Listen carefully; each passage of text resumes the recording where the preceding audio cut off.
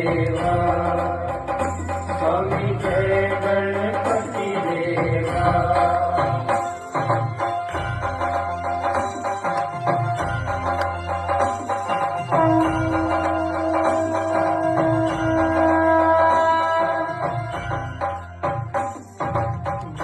वंदना सुख सजना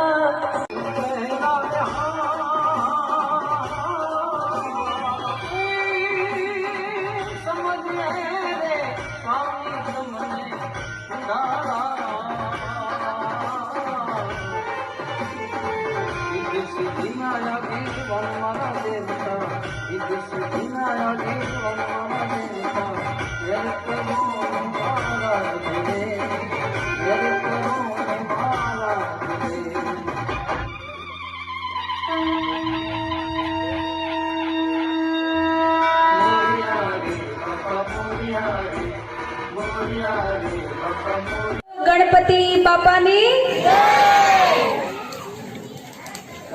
सौ प्रथम तो दरबारी चौकना जे गणपति पंडालना ट्रस्टी भाईओ बहनों तथा सभा में बैठेल दरेक वडील भाईओ माताओ अने नाना बाळकोने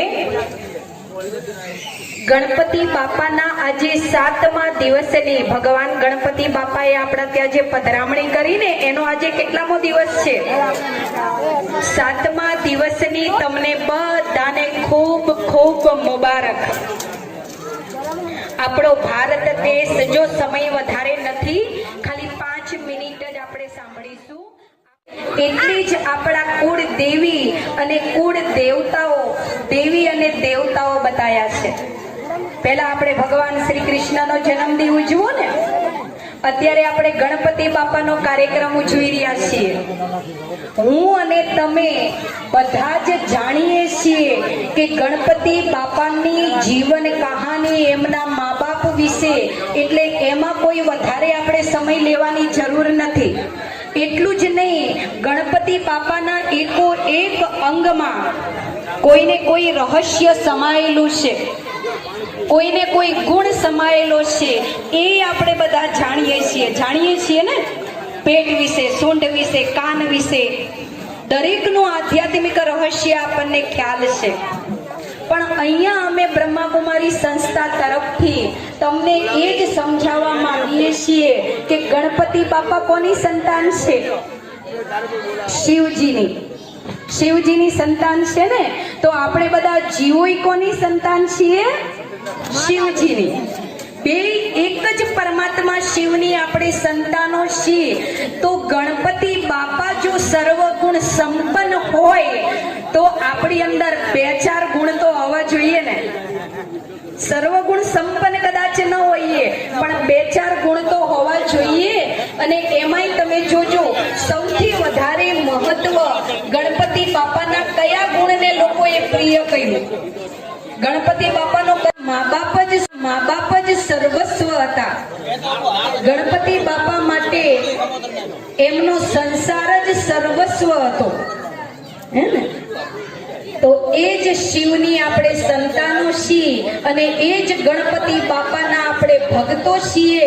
તો બધા 2 મિનિટ માટે પોતાના દિલને અંદર પૂછો તો ખરા કે જેની હું રોજ સવાર સાંજ પૂજા આરતી આરાધના ધૂપ દીપ કરું છું, એ એમના માતા પિતાને એટલું મહત્વ આપે છે, તો હું એનો ભગત, હું મારા માતા પિતાને કેટલું મહત્વ આપું છું? ખ્યાલ આવ્યો? જો આપણે ખાલી આટલી વિશેષતા એમની અંદરથી શીખી જઈએ ને તો ભારતની અંદર હવે કોઈ વૃદ્ધા મા બાપ જ સર્વસ્વ હતા। ગણપતિ બાપા માટે એમનો સંસાર જ સર્વસ્વ હતો, હે ને? તો એ જ શિવની આપણે સંતાનો છીએ અને એ જ ગણપતિ બાપાના આપણે ભક્તો છીએ। તો બધા 2 મિનિટ માટે પોતાના દિલને અંદર પૂછો તો ખરા કે જેની હું રોજ સવાર સાંજ પૂજા આરતી આરાધના ધૂપ દીપ કરું છું, એ એમના માતા પિતાને એટલું મહત્વ આપે છે, તો હું એનો ભગત, હું મારા માતા પિતાને કેટલું મહત્વ આપું છું? ખ્યાલ આવ્યો? જો આપણે ખાલી આટલી વિશેષતા એમની અંદર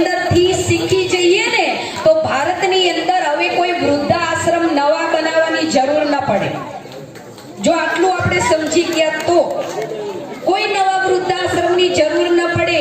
અત્યારે વૃદ્ધાશ્રમમાં ભીડ જામી છે, કેમ? આપણે રાખવા તૈયાર નથી. ગણપતિ બાપાને પૂજીએ પણ એમની સર્વશ્રેષ્ઠ વિશેષતા જુઓ, એમના માટે એમના માત પિતા જ સર્વસ્વ હતા. હે ને? એટલું બધું એમને માન આપ્યું એમના માત પિતાને. તો ગણપતિ બાપાની અંદરથી એ વિશેષતા આપણે બધા ધારણ કરીશું કે આપણે આપણા માત પિતાને ભગવાન સમાન મહત્વ આપીશું. જો ખાલી 1 મિનિટની અંદર બતાવું, કેટલો બધો અવાજ કરો હો બધા. મારા કરતા તમારો અવાજ વધારે.